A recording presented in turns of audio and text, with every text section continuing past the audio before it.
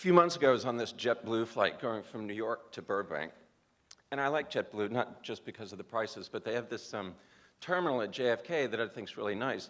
I'm getting comfortable in my seat. You know, I spent the $60 to get the extra leg room, so I'm starting to get a little comfortable, and we make altitude. And there's a guy, he's on the other side of the aisles in front of me, and he pulls out his iPad. He's going to start watching stuff. And I'm curious to see what he's going to watch. He's like a white guy in his mid-30s. And I begin to realize that what he's done is he's loaded in half a dozen sort of action extravaganzas, and he's watching each of the action sequences. He's skipping over all the dialogue and the narrative. And it's just, so this guy's flight is going to be 5.5 hours of just like mayhem porn. And so I get this wave of, it was not panic, it's not like my heart started fluttering, but I had this sense of, am I going insane? Or is the world going insane, or both? And so now I start with the circular thinking. I think, okay, maybe it's me, maybe it's generationally, I'm getting old, I'm on the back nine now, you know, I'm older than Elvis. You know, and maybe my 22-year-old daughter doesn't feel this way at all. I should ask her. But then I think, no, something is going on, something that can be measured is happening, and there has to be, when people are more outraged by the ambiguous ending of The Sopranos than some young girl being stoned to death, then there's something wrong. I got my hands on a book by a guy named Douglas Rushkoff and realized that I'm suffering from something called present shock, which is the name of his book. And this quote made me feel a little less insane. When there's no linear time, how is a person supposed to figure out what's going on? There's no story, no narrative to explain why things are the way they are. Previously distinct causes and effects collapse into one another. There's no time between doing something and seeing the result. Instead, the results begin accumulating and influencing us before we've even completed an action. And there's so much information coming in at once from so many different sources that there's simply no way to trace the plot over time. So that's sort of the hum that I'm talking about. And I mention this because I think it's having an effect on all of us. I think it's having an effect on our culture. And I think it's having an effect on movies, how they're made, how they're sold, how they perform. Given all the incredible suffering in the world, I wonder sometimes, what is art for, really?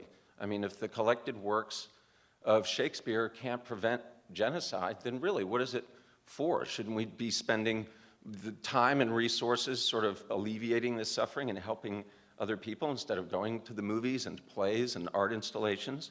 I mean, I think about when we did Ocean's 13, the casino set used $60,000 of electricity every week. Now, how do you justify that? Do you justify it by saying, well, you know, the people that could have had that electricity, you know, they can watch the movie for 2 hours and be entertained, except they probably can't because they don't have any electricity because we used it.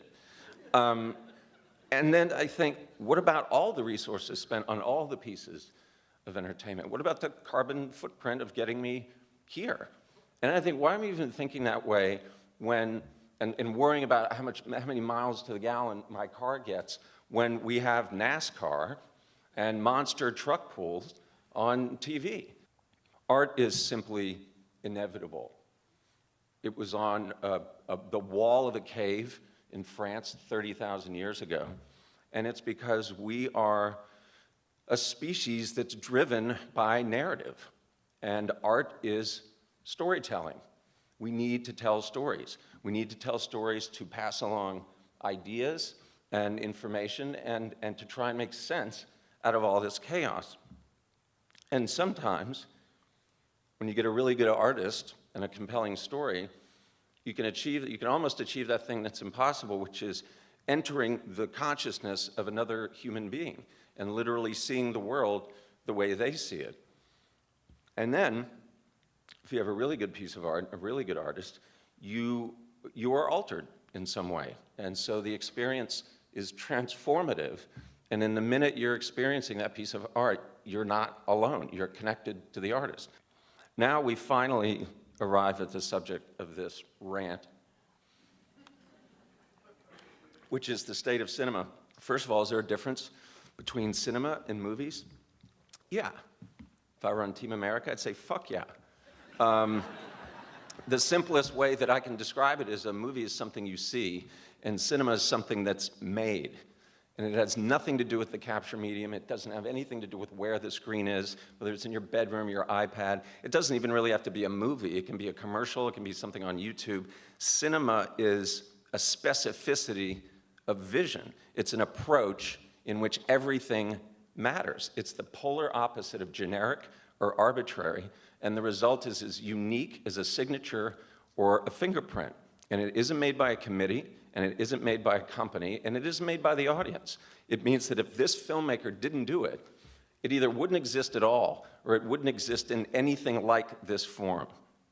As long as you have filmmakers out there who have that specific point of view, then cinema's never going to disappear completely, because it's not about money. It's about good ideas followed up by a well-developed aesthetic. And I love this. I love all this new technology. It's great.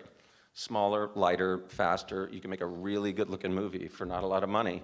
And whenever people start to get weepy about celluloid, I think of this quote by Orson Welles when somebody was talking to him about new technology, which he tended to embrace.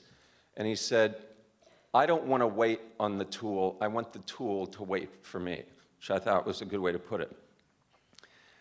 But the problem is that cinema, as I define it, and as something that inspired me, is under assault by the studios, and from what I can tell, with the full support of the audience. The reasons for this, in my opinion, are more economic than philosophical, but when you add an ample amount of fear and a lack of vision and a lack of leadership, you've got a trajectory that I think is pretty difficult to reverse. The idea of cinema, as I'm defining it, is not on the radar of the studios. Like, this is not a conversation anybody's having. It's not a word you would ever want to use in a meeting. And, you know, speaking of meetings, I mean, the meetings have gotten pretty weird. There are fewer and fewer executives who are in the business because they love movies. There are fewer and fewer executives that know movies. So it can become a very strange situation. I mean, I know how to drive a car, but I wouldn't presume to sit in a meeting with an engineer and tell him how to build one. And that's kind of what you feel like when you're in these meetings. You've got people who don't know movies, don't watch movies for pleasure, deciding what movie you're going to be allowed to make. And that's one reason studio movies aren't better than they are, and it's one reason that cinema, as I'm defining it, is shrinking. So then there's the expense of putting a movie out, which is a big problem. Point of entry for a mainstream wide release movie, $30 million. That's where you start. Now you add another 30 for overseas. Now you got to remember, the exhibitors take half of the gross. So to get that 60 back, you've got to gross 120. Now, so that's, you don't even know what your movie is yet, and you're already looking at 120. So that ended up being part of the reason why the Liberace movie didn't happen at a studio. We only needed $5 million from a domestic partner. But when you add the cost of putting a movie out, now you're talking about you've got to gross $70 million to get that 35 back. And the feeling, I think, amongst the studios was this material was too special. In my view, in this business, which is totally talent-driven, it's about horses, not races.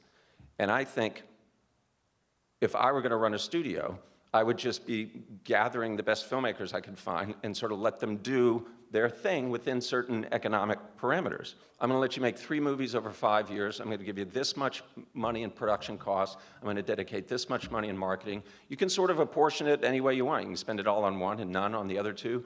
But, you know, go make something. Now, that only works if you are very, very good at identifying talent, real talent, the kind of talent that sustains. And you can't be judging strictly on sort of commercial performance or hype or hipness, but I don't think it's unreasonable to expect someone who's running a multi-billion-dollar business to be able to identify talent. And I get it, look, I get it, it's the studio. You need all kinds of movies. You need comedies, you need horror films, you need action films, you need animated films, I get it, but the point is, can't some of these be cinema also? I mean, this is sort of what we tried to do with Section 8, was to try and bring interesting filmmakers into the studio system and protect them. But unfortunately, the only way a studio is going to allow that kind of freedom to a young filmmaker is if the budgets are low. And unfortunately, the most profitable movies for the studios are the big movies, the home runs. So here's a thought, maybe nothing's wrong, you know, maybe I'm a clown. Maybe, you know, the audiences are happy and the studio's happy. I mean, look at this from Variety. Shrinking release slates, a focus on tentpoles, and the emergence of a new normal in the home vid market has allowed the largest media conglomerates to boost the financial performance of their movie divisions, according to Nomura equity research analyst Michael Nathanson.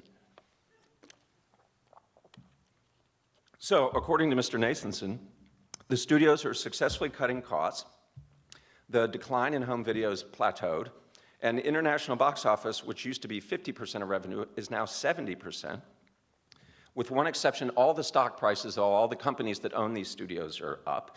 And it would appear that these companies are flush, so maybe nothing's wrong. And I gotta tell you, this is the only arena in history in which trickle-down economics actually works. Because when a studio is flush, they spend more money to make more money, because their stock price is all about market share. And you know, there's no other business that's this big that's actually this financially transparent. You know, you have a situation here in which there is an objective economic value given to an asset, okay? It's not like that derivatives mortgage bullshit that just brought the world to its knees, that you can't say a movie made more money than it actually made. And internally, you can't say you didn't spend what you spent on it. It's contractual that you have to make these numbers available. Now, don't get me wrong, there's a lot of waste. I think there are too many layers of executives. I don't know why you should be having, you know, a lot of phone calls with people that can't actually make decisions. They'll violate their own rules on a whim while they make you adhere to them. They get simple things wrong sometimes, like remakes. I mean, why are you always remaking the famous movies? Why aren't you looking back into your catalog and finding some sort of programmer that was made 50 years ago that has a really good idea in it, and that if you put some fresh talent on it, could be really great? Well, of course, in order to do that, you need to have somebody at the studio that actually knows those movies. And, you know, but even if you don't have that person, you could hire one. Admissions. This is the number of bodies that go through the turnstile. 10 years ago, 1.52 billion. Last year, 1.36 billion. It's a 10.5% drop. Why are admissions dropping? Nobody knows, not even Nate Silver. Probably a combination of things, ticket prices maybe, a lot of competition for eyeballs. You know, there's a lot of good TV out there. Theft is a big problem, and I know this is a really controversial subject, but for people who think everything on the internet should just be totally free, all I can say is, well, good luck when you try and, you know, have a life and raise a family living off of something you create. There's a great quote from Steve Jobs. From the earliest days at Apple, I realized that we thrived when we created intellectual property. If people copied or stole our software, we'd be out of business. If it weren't protected, there'd be no incentive for us to make new software or product designs. If protection of intellectual property begins to disappear, creative companies will disappear or never get started. But there's a simpler reason. It's wrong to steal, it hurts other people, and it hurts your own character. But let's sex this up with some more numbers. In 2003, 455 films released. 275 of those were independent, 180 were studio films. Last year, 677 films released. So you're not imagining things. There are a lot of movies opening every weekend. 549 of those were independent, 128 were studio films. So a 100% increase in independent films and a 28% drop in studio films, and yet, 10 years ago, studio market share, 69%, last year, 76%. So, you got fewer studio movies now taking up a bigger piece of the pie, and you've got twice as many independent films scrambling for a smaller piece of the pie. That's hard. That's really hard. I mean, when I was coming up, making an independent film and trying to reach an audience I thought was sort of like trying to hit a thrown baseball. This is like trying to hit a thrown baseball with another thrown baseball. And that's why I'm spending so much time talking to you about the business and the money, because this is the force that is pushing cinema out of mainstream movies.